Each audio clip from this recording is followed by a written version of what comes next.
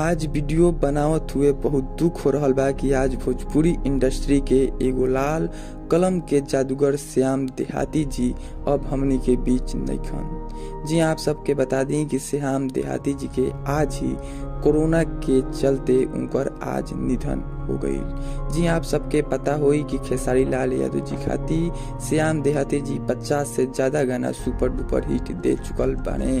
वहीं पे पवन सिंह जी के साथ भी लोकगीत से लेके देवी गीत दे चुकल बाने श्याम देहाती जी, और आज उनकर हॉस्पिटल में निधन हो गई। जी आप सबके बता दी कि ऐसा रिपोर्ट निकल के आ रहा बा कि उनका कोरोना हो गई रहे और कोरोना के लेकर ही आज उनकर निधन हो चुकल बाटे। वहीं बता दी कि खेसारी लाल यादव जी के पूरा टीम पूरा कोशिश कैलस श्याम देहाती जी के बचावे खातिर, लेकिन श्याम देहाती जी आपन दम तोड़ देले। तो ई भोजपुरी इंडस्ट्री खातिर बहुत ही दुख के खबर बा, और भोजपुरी इंडस्ट्री एगो आपन लाल के आज खो देले बाटे। और आज हमनी के भोजपुरी इंडस्ट्री खातिर बहुत ही दुख के खबर बाटे। तो आप सब ज्यादा से ज्यादा उनके खातिर प्रार्थना करें कि श्याम देहाती जी के आत्मा के शांति दे।